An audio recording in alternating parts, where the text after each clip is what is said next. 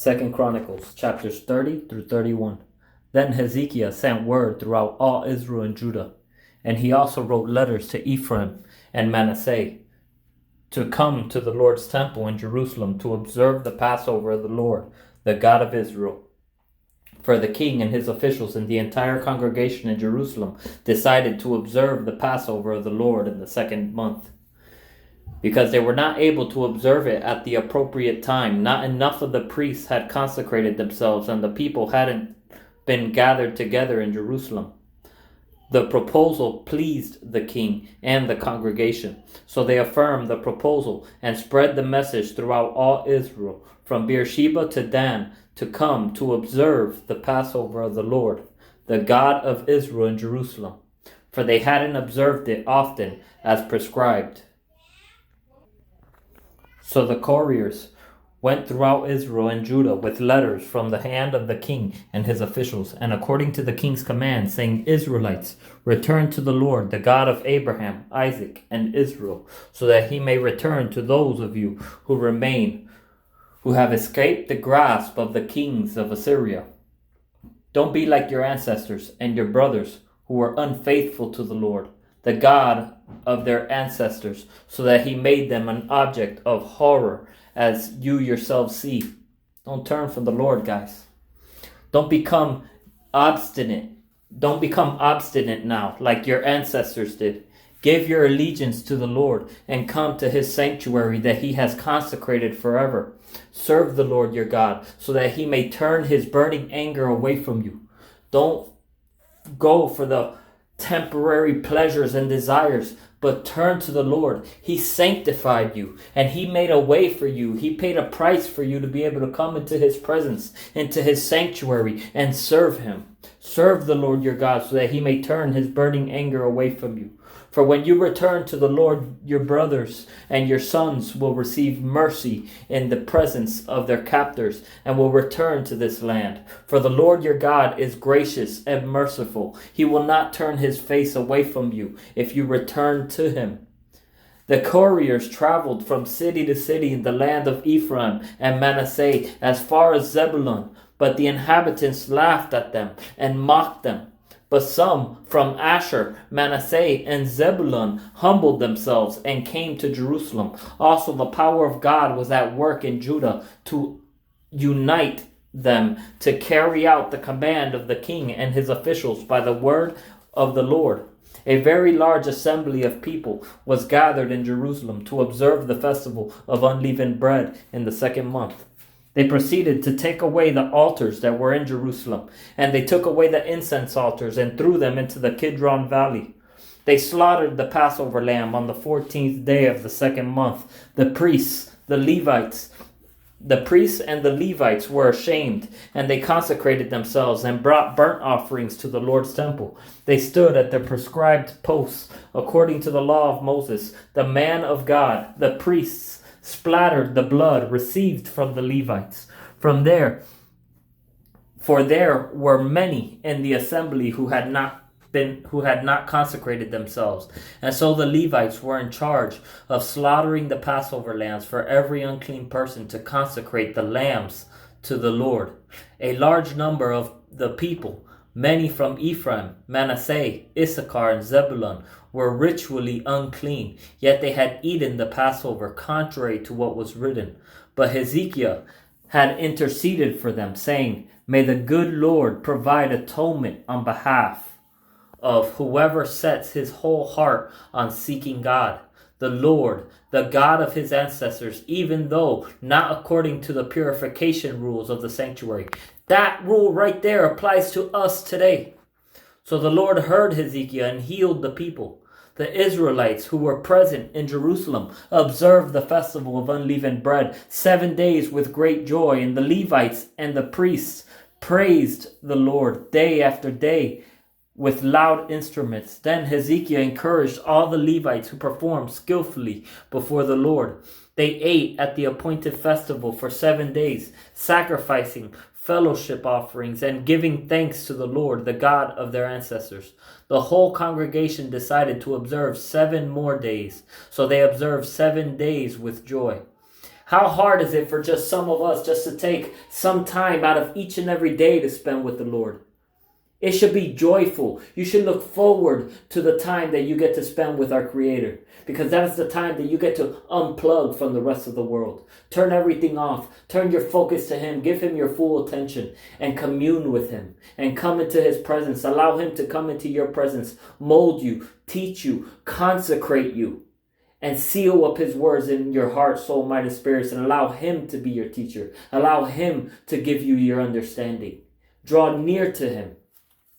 That to the point where you desire for more, just like they did. They willingly went extra, went above and beyond. They went extra because they craved and hungered for more of Him. This is what happens when you burn with the Holy Spirit. You want more of the Lord. This is how most Christians nowadays need to be set on fire for the Lord and run after Him with all their hearts. For King Hezekiah of Judah contributed 1,000 bulls and 7,000 sheep for the congregation. Also, the officials contributed 1,000 bulls and 10,000 sheep for the congregation, and many priests consecrated themselves. Then the whole assembly of Judah with the priests and Levites, the whole assembly that came from Israel, the resident aliens who came from the land of Israel, and those who were living in Judah rejoiced.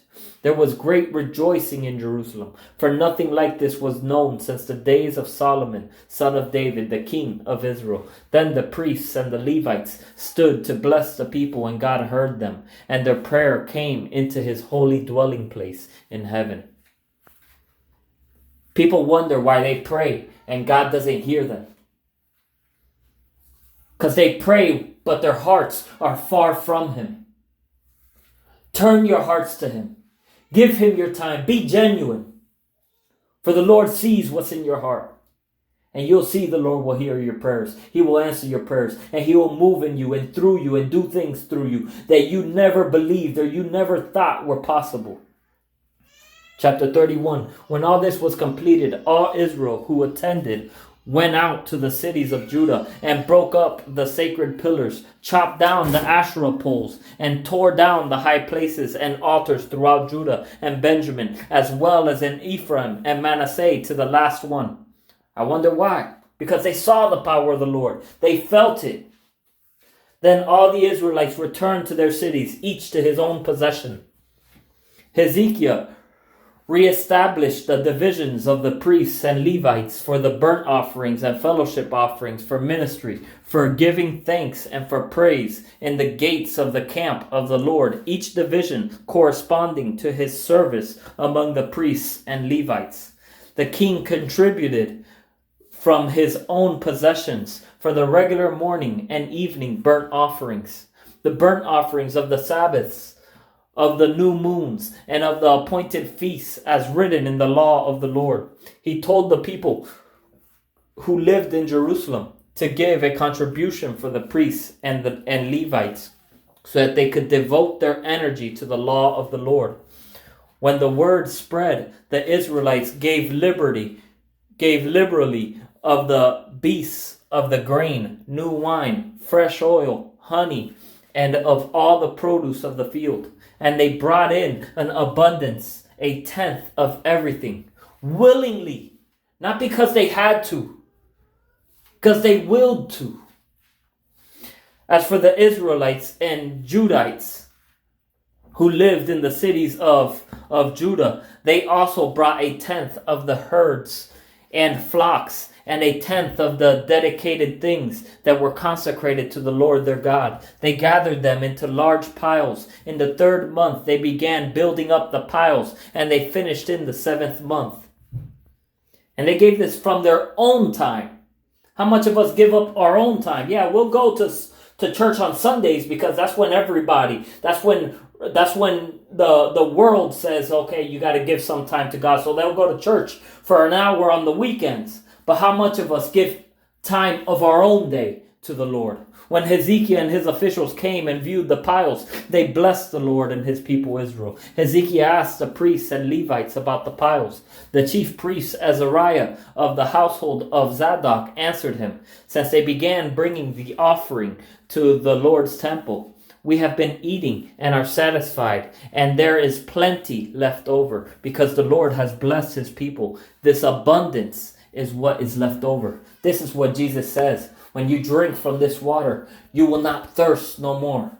Eat of this bread, and you will not hunger, because you have food that the world doesn't know about.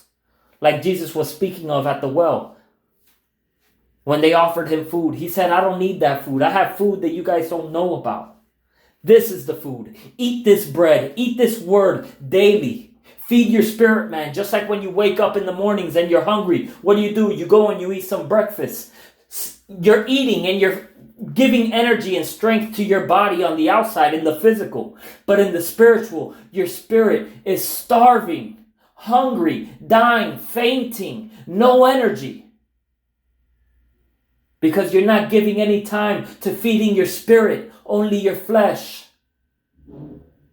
Hezekiah told them to prepare chambers in the Lord's temple, and they prepared them. The offering, the tenth, and the dedicated things were brought faithfully. Conaniah, the Levite, was the officer in charge of them, and his brother Shimei was second. Jehiel, Azaziah, Nahath, Asahel, Jeremoth, Jozabad, Eliel, Ishmashin, Mahath, and Benaiah were deputies under the authority of Conaniah and his brother Shimei, by appointment of King Hezekiah and of Azariah, the chief official of God's temple. Kor, son of Imnah, the Levite, the keeper of the east gate, was over the free will offerings to God to distribute the contribution to the Lord and the consecrated things.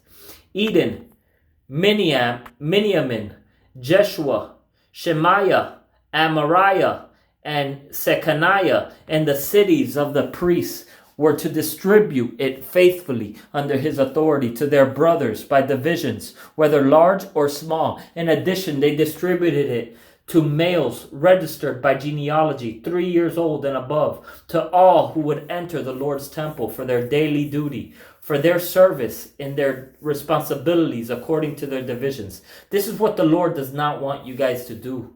The devil does not want you guys to do. The devil does not want you guys to grow intimate with the Lord, to know him intimately, because that's where transformation happens. That's the only place transformation happens. You could go to church every single day for the next 40 years and have no intimacy time with the Lord yourself, and you will come out of there knowing some verses, but not knowing the Lord.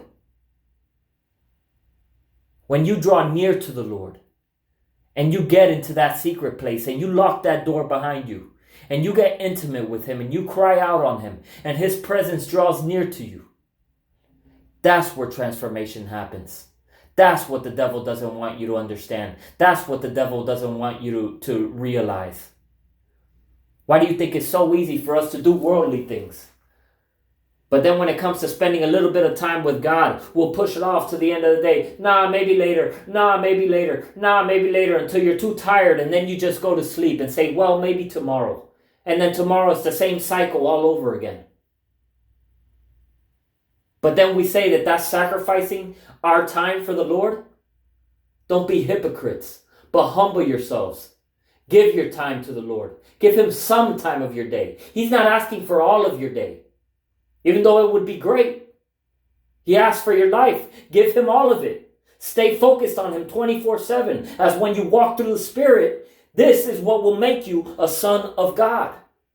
Those who walk led by the Spirit on a continual basis.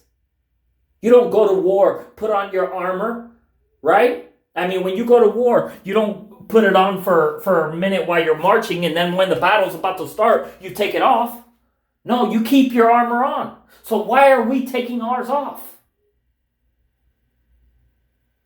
Spend time with the Lord. Keep focused and stay persistent, just as the devil is persistent in keeping you from being persistent.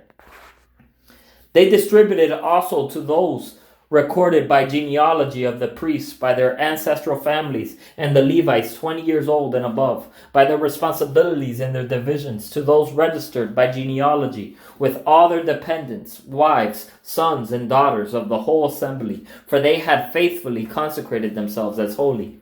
And to the descendants of Aaron, the priests in the common fields of their cities, in each and every city, there were men who were registered by name to distribute a portion to every male among the priests and to every Levite recorded by genealogy. Hezekiah did this throughout all Judah. He did what was good and upright and true before the Lord his God. He was diligent in every deed that he began in the service of God's temple, in the instruction and the commands, in order to seek his God, and he prospered.